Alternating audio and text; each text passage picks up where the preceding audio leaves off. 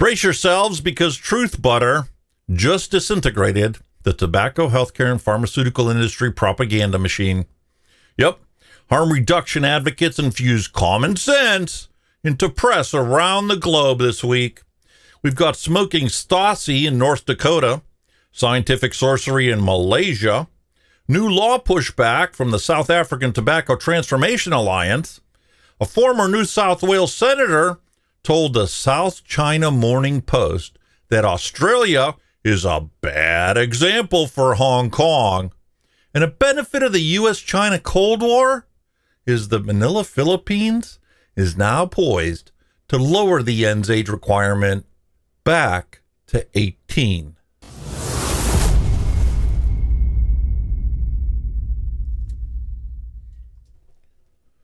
I'm DJ Alex, and this is your Hunky Vape 5 on Friday Vaping News, Science, and Advocacy Report for the 21st of May, 2021. Oh, man. I think New Brunswick ants from Canada have invaded Maine, pushing for a minority-required flavor ban. And if the proposal passes, violators who sell flavored tobacco products could face fines anywhere from $1,000 to $5,000 per occurrence. And it's no surprise that the American Cancer Society Cancer Action Network does not understand a very simple thing, that vaping is not smoking. Vaping is tobacco harm reduction and requires flavors to keep adults from smoking deadly combustible tobacco. Naturally, the New England Convenience Store and Energy Marketers Association, yeah, I know, what a unique combination. But in Maine, that's the organization that is now calling out the politicians on this ridiculous proposal. In fact, they said, and I quote, "The proposal is an ill-conceived policy that is doomed to result in the public health, public safety, and financial disaster for the state." Simply put, it might be well-intended, but it is actually a damaging, dangerous, consequence-riddled policy in reality. More like it's going to cost the state of Maine $120 million in lost revenue and lost economic activity. And since the state of Maine is already diverting $32 million of federal pandemic relief funds just to stay afloat, maybe they should be worried about increasing economic activity instead of killing it. Next on in to testify on the matter was R.J. Reynolds, who was using the exact same playbook from the 1950s. So what did they do? They sent in a family doctor to testify in opposition to the proposal. And they even set up a website encouraging Mainers to contact their legislators with the resounding, "Vote no to the flavor ban." Well, their website is right about one thing. Adult tobacco users have already been demonized enough, and they don't deserve to keep being punished by politicians. The only thing that the tobacco industry truly gets is that a better solution to banning tobacco products is to encourage users to switch to smokeless vaping products that reduce the health risks of cigarettes. What a disgusting ashtray this whole thing is turned into. I mean, just picture it. R.J. Reynolds just relit an already smoked cigarette butt in the name of youth prevention. Now, there's a poster for you that'll stop anybody from lighting up again. Moving on to North Dakota. North Dakota, Michelle Griffith reported that only 2 out of 35 vape shops in North Dakota fully complied with the state's smoke-free law. Oh, be still my heart. Activate the National Guard. Send in the Justice Department with their G-men.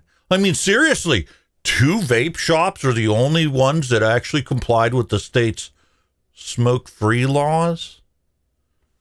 Why are the activists using science to masquerade their agenda?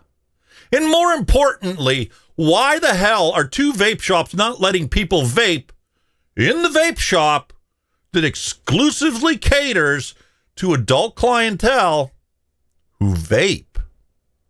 I think we need to plaster the name of these 2 vape shops that did comply with the smoke-free law, plastered them on billboards, because they're obviously too stupid to realize vaping is not smoking.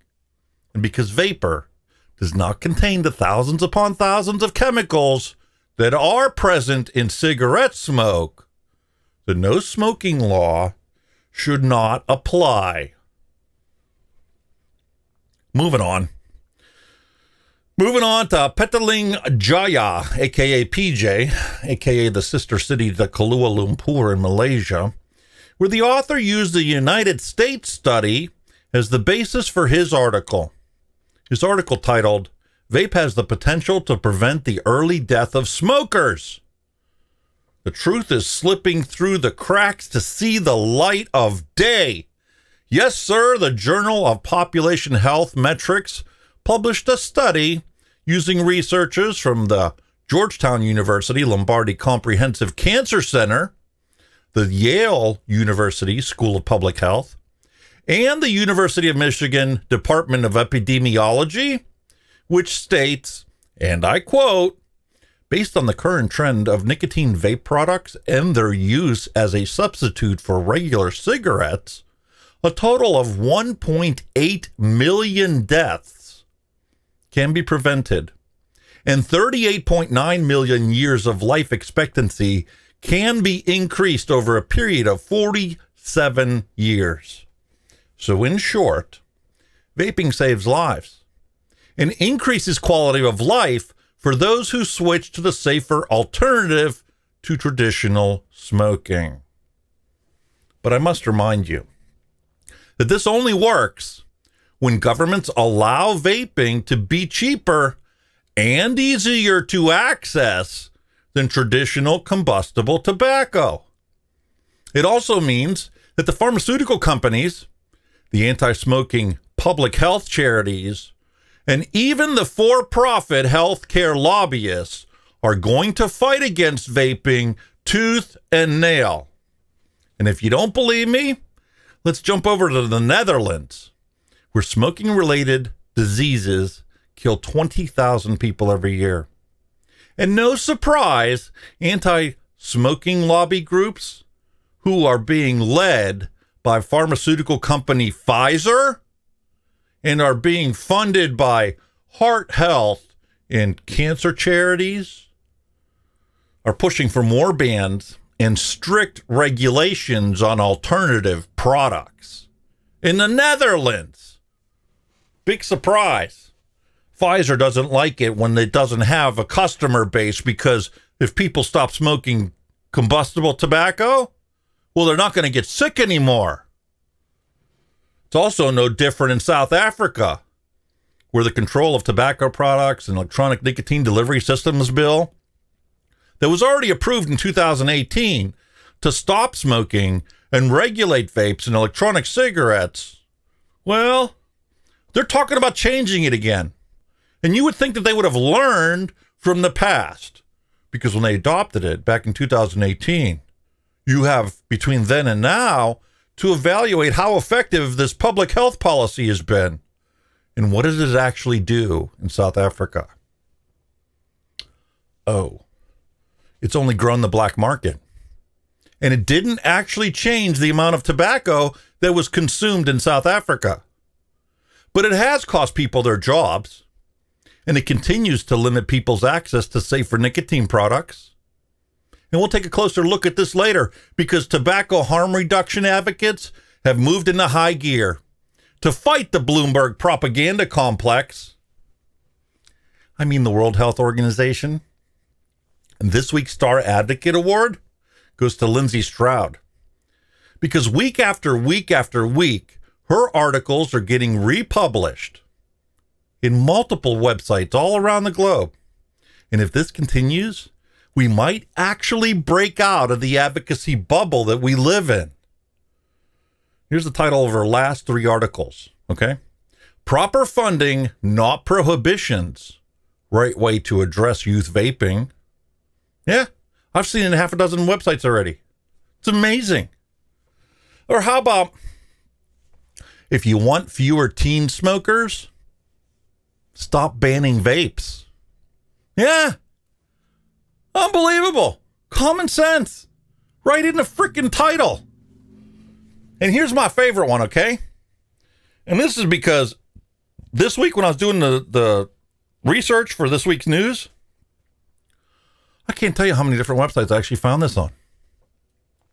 Here's the title for this one, okay?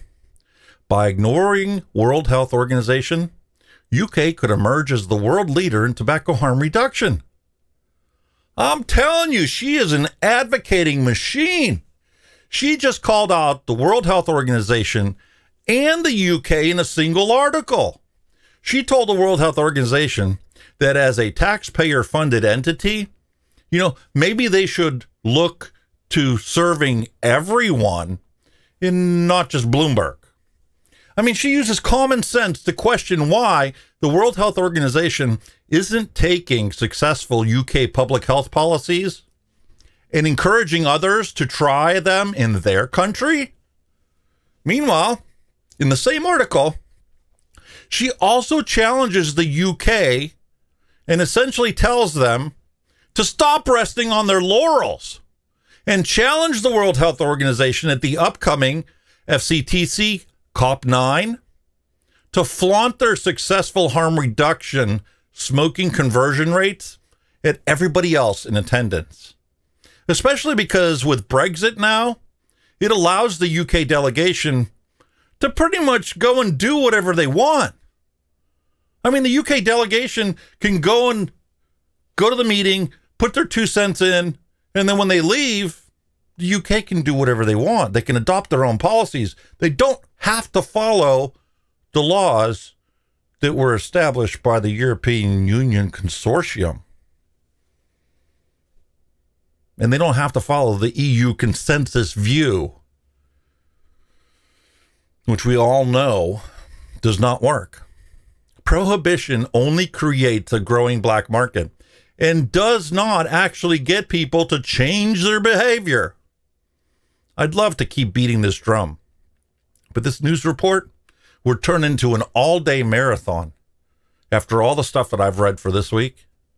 So let's move on to the runner-up tobacco harm reduction advocate of the week, Clive Bates. We've talked about Clive Bates before. Yes, ladies and gentlemen, Clive Bates has realized that the THR ideology warfront is not limited to politics, public perception, and the press, because it also exists in scientific and academic journals. And so he decided to take the warfront right to where it's at and show up, and he published a rapid response in the British Medical Journal, and the response is titled, "They protest far too much. What happened to scientific curiosity?" I mean, this is like watching a boxing match, and Clive Bates calls out Matthew Myers as the tobacco industry activist that he truly is. You know, the guy that negotiated the master settlement agreement for big tobacco is being called out as the tobacco shill every time he fights against tobacco harm reduction. I mean, I love it. Matt Myers can't have it both ways. He can't complain that there's no research and no studies about electronic cigarettes, about tobacco harm reduction, and about Juul in particular, and then complain that the studies paid for by Juul must be ignored because it was paid for by Juul. And Juul's just a big tobacco shill, even though it really isn't.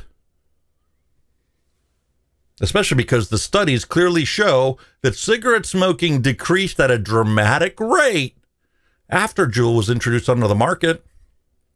I mean, science is science, and as long as the results are reproducible, it should be considered valid additions to our collective intelligence, not simply dismissed as, oh, well, that's just a tobacco company pushing their agenda.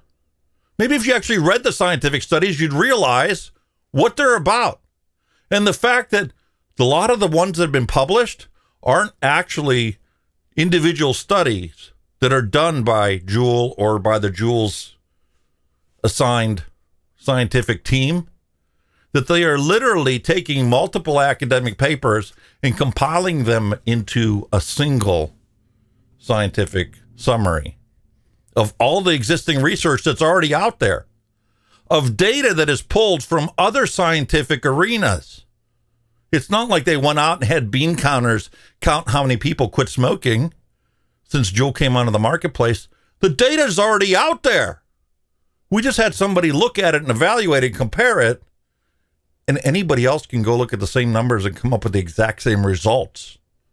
So Matt Meyer should not simply be dismissing this science and saying it doesn't exist.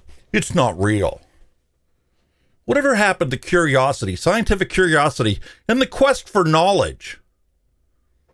Guess when there's money to be made, junk science can be treated as real, and real science can be treated as and called junk science. You know, so that the money keeps flowing into the executives' pockets. Well, there's one more person that we need to highlight for calling the kettle black.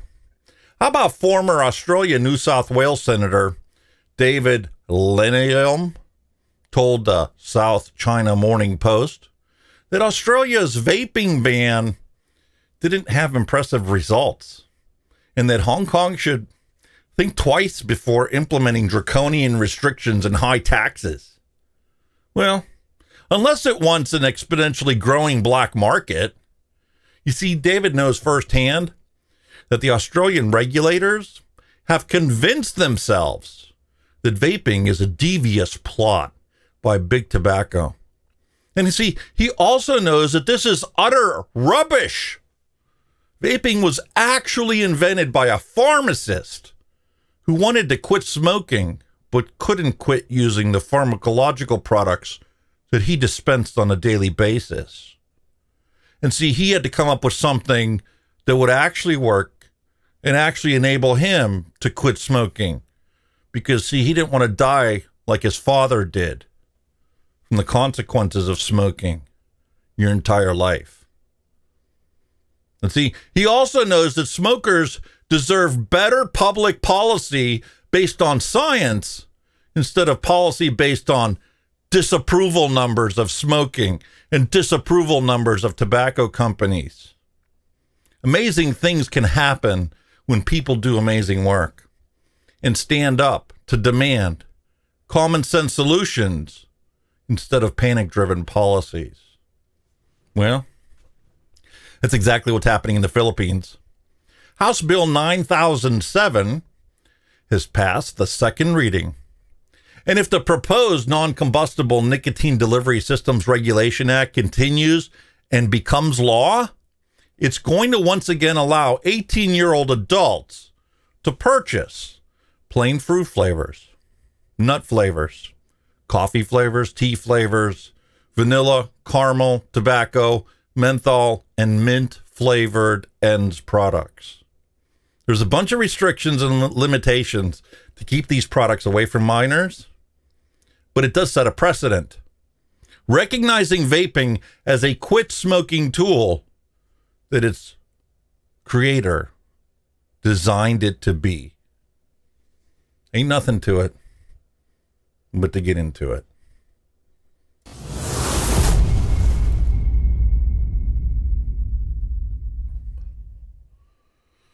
Oh, ladies and gentlemen, let me tell you, it's been one of them weeks. I did get everything moved into the new studio. And let me tell you, this has been a battle. I put sound treatment up, come back in 2 days later, and it's laying on the ground. I just had a bunch of it fall down again. So this time I decided I'm going to pull all strings out. I got the hot glue gun out. I'm going to finish it off this weekend. but it is good to be in here. Feels good to have an environment that I can consistently just have the lights turn on every day and they're set. Everything's ready to go. So they got me to spend a little time and dig into the news this week. And instead of just, constantly bringing, okay, well, here's this bill in this state, here's this bill in this location, here's this bill in this location, I left that to the advocates.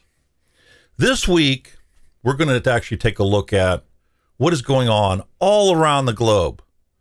Because it's not just me and Nick Green and a few others you see on YouTube every, week that sit here and beat the drum and try and get things to change in a positive light.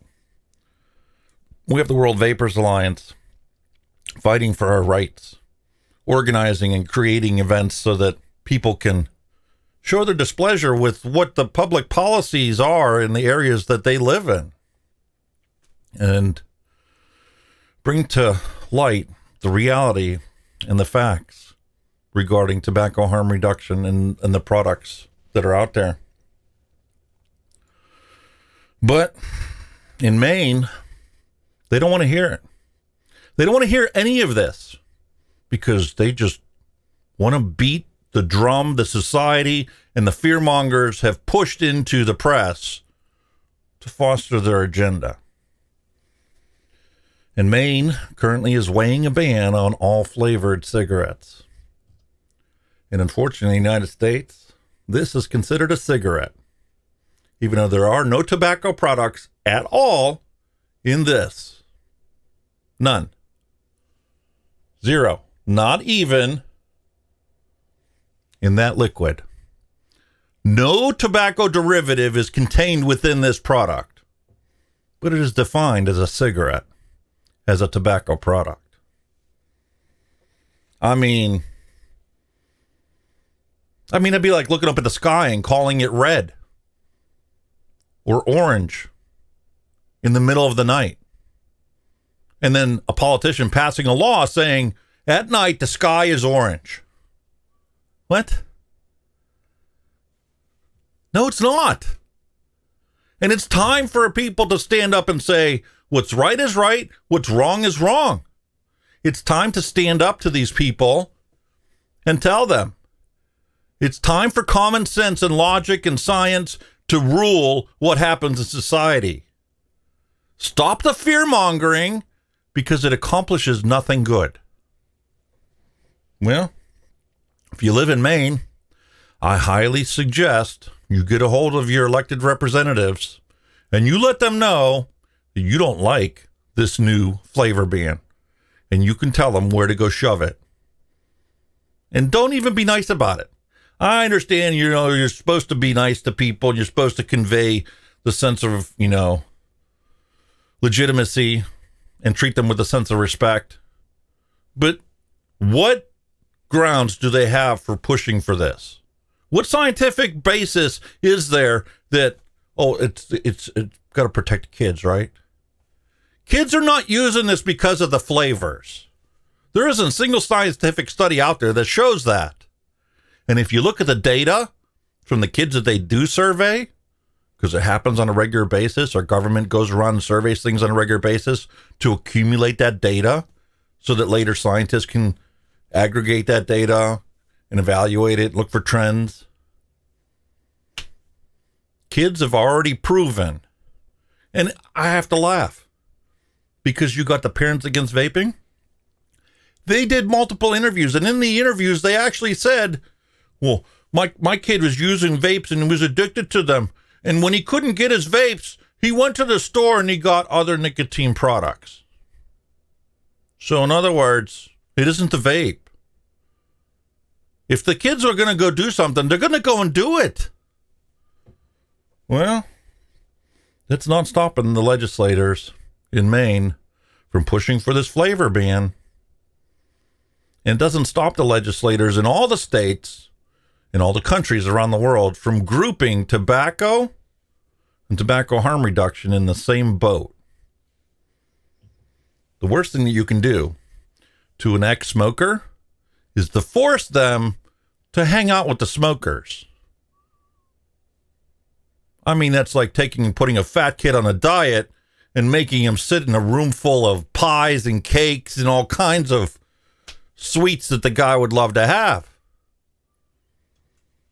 But you don't have a problem doing that with tobacco and ex-smokers.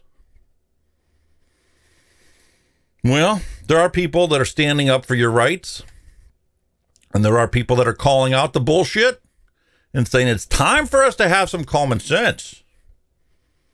And here we have an opinion piece that was published.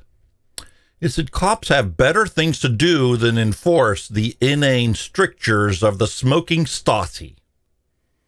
I love it when people write with poetic prose. What exactly are we accomplishing by prohibiting smoking and vaping in establishments that cater exclusively to a clientele who smoke and vape? Next to nothing. As a practical matter, yet publicly funded researchers are studying it anyway. Yeah, brace yourselves, dear readers, for a stunning revelation that's coming your way. Only 2 out of 35 vape shops in North Dakota fully complied with the state's smoke-free law, according to the findings of a study recently published by North Dakota State University. Michelle Griffith. I'm shocked that people who operate vape shops aren't martinets about North Dakota's inane smoking policies. The vapors haven't properly posted their no smoking signs. Be still my heart. It's because it's not smoking. So why would you put a no smoking sign in a place that doesn't smoke? People are smoking less than 20 feet from the establishment. Oh my God, call out the National Guard. Local law enforcement and state officials could also up their efforts to enforce the smoke-free law, Griffith reports, citing the study, but on the list of priorities for our very busy friends in law enforcement, hassling vape shops about signage should be at the bottom of the list. I don't even think it should be on the list, personally. When was the last time you saw a cop busting someone for smoking too close to a bar entrance? Probably never, because the cops have better things to do and better things to worry about. And this study is a rank bit of activism masquerading as academic inquiry. And that is quite clear. Oh, yeah. The researcher said that the study shows North Dakota lawmakers could enact further policy changes to get more shops to comply with the smoke-free law, like expanding the state's existing tobacco control laws to include vaping and electronic cigarettes. This would require all vape shops to be licensed by the state, like the places that sell tobacco. Okay, so you're going to make it even harder to access the safer nicotine product the people have been brainwashed into thinking is actually worse for them or the same as smoking. Even though common sense would tell you it's not possible. When you realize there's only 4 ingredients that make up this. And when you get to the point where you don't even use nicotine, you're down to 3 ingredients. Vegetable glycerin is 70% of the solution, or 80% of the solution. Flavoring is usually less than 10%. And then the PG makes up the difference. And usually the PG is right in the flavoring, so... But they don't want people to know that. They want you to be afraid of it and to hate it. Take a look at the article itself. I love the way the guy wrote it, and it pretty much brings common sense to reality. What exactly are they accomplishing by prohibiting smoking and vaping in establishments that cater exclusively to a clientele who smokes and or vapes? Next to nothing. And as a practical matter, publicly funded researchers are going to continue to study it anyway. Because where do these publicly funded institutions get funding to build new scientific wings? And that's why there are certain universities that no matter what will always publish scientific studies that say how bad tobacco harm reduction is and how it needs to be treated the exact same as tobacco consumption. And then you have scientific studies that are published from universities that they'll teeter back and forth based upon what findings they come across while doing the research. It's amazing. But only when you look at multiple places and multiple studies do you realize that the funding that these universities get and who sends them the money make a difference on what kind of studies are put out by that university. And the people that are in this on a day-to-day basis and the people that care about this, they already know this because it's obvious. Well, moving on, here we have scientific studies that were conducted in the United States that are now being used in an article in Malaysia. Petaling Jaya is the sister to Kuala Lumpur. And a study conducted in the United States showed that switching from regular cigarettes to nicotine vape products has the potential to save smokers' lives and extend their life expectancy.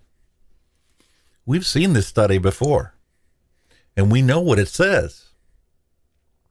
But it is nice to see that the press of this is making it around the world. It isn't always one-sided, despite what you might find if you try to do a simple Google result. I think that's a whole nother topic for another day. However, the model called the smoking and vape model, or smoking and vaping model, also went through a thorough sensitivity analysis based on the current trend of using nicotine vape products and their use as a substitute for regular cigarettes. A total of 1.8 million deaths can be prevented, and 38.9 million years of life expectancy can be increased over a period of 47 years, according to the study. Take a look at the study, and I'd be willing to bet that they just assumed that the laws were going to be the way they are. If you did the study today, it would be impossible for you to come up with the same figures, because there have been so many restrictions and prohibitions imposed on vapors all around the world that ex-smokers have to fight for the right of smokers who may potentially want to quit one day. Well, let's move on. Here we have an article published in Malaysia. Petaling Jaya, the sister to Kuala Lumpur, and the study conducted in the United States showed that switching from regular cigarettes to nicotine vape products has the potential to save smokers' lives and extend their life expectancy. The study was published in the Journal of Population Health Metrics involving researchers from Lombardi Comprehensive Cancer Center, Georgetown University, the School of Public Health, Yale University, and the Department of Epidemiology in the University of Michigan. It was funded by the National Cancer Institute, which is part of the National Institutes of Health, as well as the FDA.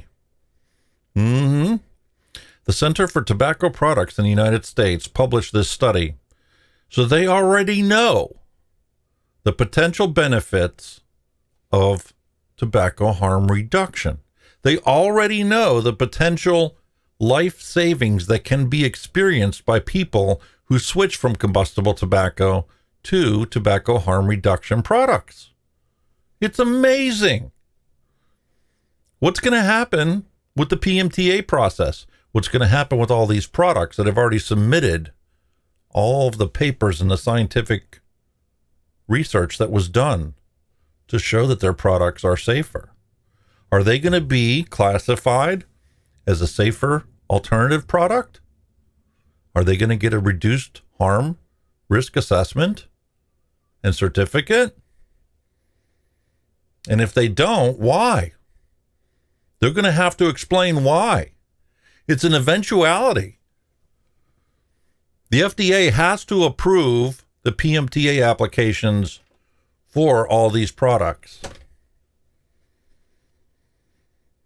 Because the aftermath, if they flat out deny it, is going to be catastrophic for public health. They know it.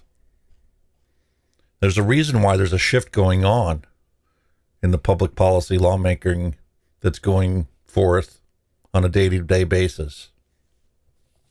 And it's just a matter of time before the federal government in the United States recognizes vaping as tobacco harm reduction, recognizes vaping as tobacco smoking cessation. And as a tool, there's a reason there's an exclusion written into these laws. Because once the FDA recognizes this as a smoking cessation product, you'll be able to get them anywhere. Grocery stores, Amazon, everywhere. Unfortunately, by then it's going to be taxed and highly regulated. Regulations are good as a necessity for basic safety, but at what point are they going to recognize that this is preventing people, the regulations that are imposed on this are preventing people from giving up deadly combustible tobacco? That's why we need to fight. That's why I'm here every week making these news reports. Because no place is safe. People think of the Netherlands and go, wow. Think of all the things that you can go do if you go to Netherlands. Yeah? Not so much. Anti-smoking lobby group supported by Heart Health Charity, Cancer Charity, and pharmaceutical company Pfizer have called on the next government to do more to ban smoking and to bring strict regulations for alternative products, such as electronic cigarettes. Except, see, when these lobby groups march into their offices and they demand this, you know what ends up always happening? Nothing happens to combustible tobacco. Nothing. But there's all kinds of new regulations on this because the boat that they shove this into with tobacco keeps getting smaller and smaller and smaller. And there is no differentiation between this and combustible tobacco. And that's a problem that needs to be brought forth for people to understand, for politicians to understand. However, we do have plenty of activists out there that are fighting to make sure that smoke-free products and safer alternative products are going to be available for the next generation of ex-smokers. And the battle continues. So, I thought this was interesting, coming across this in South Africa. It was 2018 when the Control of Tobacco Products and Electronic Nicotine Delivery Systems bill was approved by the cabinet. And it was aimed to stop smoking in public places, regulating the sale and use of vapes and electronic cigarettes, and it regulated how they were allowed to be marketed. Except, see, it's not, oh, we have a solution in place, let's move on to deal with something else in society. Well, they keep revisiting it and keep making amendments to it and keep changing it. Oh, it didn't work, so we need to crank down on it some more. Did it work? No. It just created a bigger black market, so we need to crack down on it some more. How's that prohibition working? Did it fix anything? Or did it make your problem worse? Did it make public health policy ineffective and counterproductive? It's time that these politicians get called out for their disastrous policies and not let them continually crank down on things that don't work and double down on it. Didn't work the first time. What makes you think if you double down on it, that it's going to work this time? There's an interesting question. Now go make them answer it. Regardless of where you live in the world, you need to stand up for your rights. Well, I'm going to move on because the article really didn't tell much. You have to listen to the audio recording that's there, like a podcast. We're talking about different things and whatnot. Because I highly want to commend Lindsey Stroud. Every single week, she's been publishing a new article. And different websites around the globe have been picking it up, and it's just like, wow. She's actually becoming well known throughout the globe because of her stance and because of the way that she's actually able to write these articles. Here's the one that she just wrote this week. Proper funding, not prohibitions, are the right way to address youth vaping. Common sense. Want fewer teen smokers? Stop banning vapes. Very simple. You should be glad that they're using the safer alternative product and not combusting carcinogen filled and carcinogen making tobacco. I mean, yeah, there's carcinogens in the cigarette, which really isn't tobacco anymore either. Only like 16% of the cigarette is actually tobacco.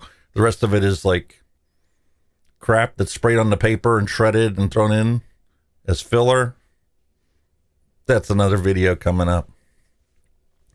And how about my favorite one that I came across in multiple sources? And I'm like, I gotta talk about this week.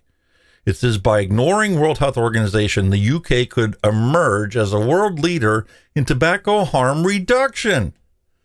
Yeah, it's amazing. If a nation's public health policy were creating healthier citizens, wouldn't you expect intergovernmental health organizations to examine that policy, embrace it, and perhaps see if it could be applied to, I don't know, other countries? Common sense, right? Well, unfortunately, the taxpayer-funded World Health Organization is doing the opposite when it comes to tobacco harm reduction products. She goes on to talk about how the UK has done it, and the 95% safer than smoking statistic is being paraded all around the world by advocates for tobacco harm reduction products. But the UK is resting on their laurels. Yeah, I'm great. It's working for you in your country. Don't be complacent and just let it work for your people. You need to go to these summits and you need to go to these meetings that are held every single year and flaunt those statistics for the other countries. Make them jealous of how successful smoking cessation services are in the UK. Make them want to emulate you, because every time you do that, you have the potential to save millions of lives. Public health policy in the UK has been successful and continues to convert thousands upon thousands upon thousands of smokers into ex-smokers. Unfortunately, the FCTC and the World Health Organization ignore the vast evidence regarding tobacco harm reduction products. Instead, they are steadfast in refusing to allow tobacco companies to provide safer alternative products. Regularly, the members of the FCTC meet at Convention of Paris, COP, to review the implication of the convention and any other legal instruments that the COP adopts. Since 2008, the organization has consistently pushed its members to prohibit or restrict smoking alternatives like vaping. They call it a flavor camouflage of the health disaster. But we've all known and scientifically has been proven to be the reason why this becomes an effective quit smoking tool for people. Prohibition doesn't work and will not work. Well, I think this year the UK may be preparing to push back. In the March 2021 report by the All-Party Parliamentary Group for Vaping, the group reported that at the upcoming FCTC COP9, the UK is in a unique position to champion its domestic policies on tobacco harm reduction. And in prior COPs, the UK delegation was obligated to adhere to the consensus view from within the European Union.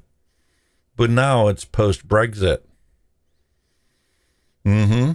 Which means that they have the ability to go there to spout the science, to spout the success of their policies, and to spout how wonderfully this is reducing the smoking rates in their country, and encourage other countries to do the same.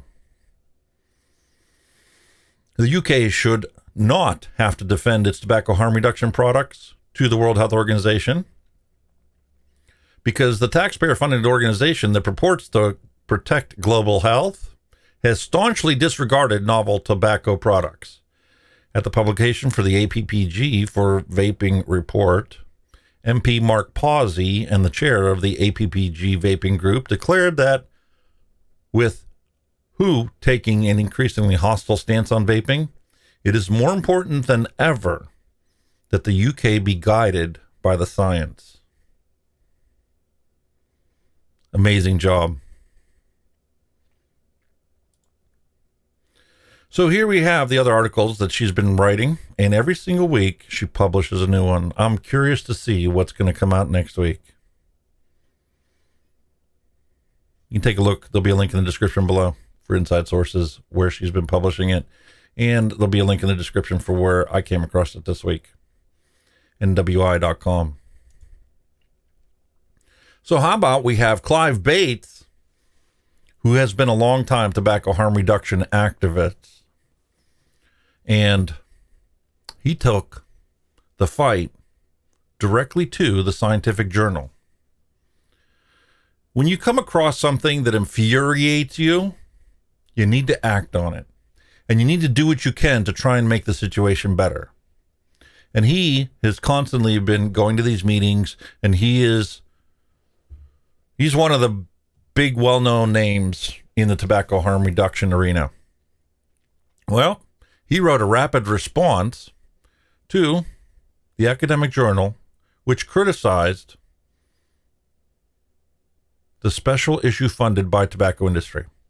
And long story short of it is, Matt Myers, who helped negotiate the master settlement agreement and is still today a shill for the tobacco companies, even though he says that he isn't, his actions clearly demonstrate the opposite. Well, you can't have it both ways, Matt Myers. You can't have it that, well, we need scientific studies to prove that your products are safe.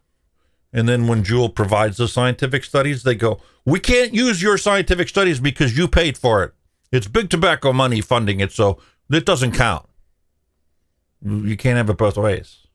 If science is done the way science is supposed to be done, guess what happens? Anybody can reproduce it, and you're going to get the same results. That's why things are statistically significant, because when they're reproducible, you're going to get the same numbers, whether you do the study with 1,000 people or 10,000 people or 100,000 people. Obviously, the more numbers you do, the more accurate the numbers are going to be. You're going to have a standard deviation. However, the numbers are reproducible. Well, here we go. Juul funded some studies, and they were submitted. And Clive Bates says, listen, it's common sense. When you do a study, it's reproducible. Just because it was funded by Juul, about Juul products, and about Juul product success as a smoking cessation tool, is no reason for Matt Myers to just dismiss it and say, oh, that doesn't count. Because Matt Myers is the kind of person where, regardless of what the study says, if it doesn't support his ideology, it just doesn't count. It automatically doesn't count. He always finds a reason why it doesn't count. Why? You afraid of the truth? Or are you afraid of losing your job? Whoops. Moving on. Here's another person who's commended for the week. How about we have an ex-New South Wales senator who wrote a letter to the South China Morning Post advising Hong Kong to think twice before they decide to adopt something ridiculous like Australia did. Australia's smoking rates have not changed significantly despite banning nicotine vaping products, despite putting enormously high taxes on combustible tobacco and placing draconian restrictions on the availability of these products.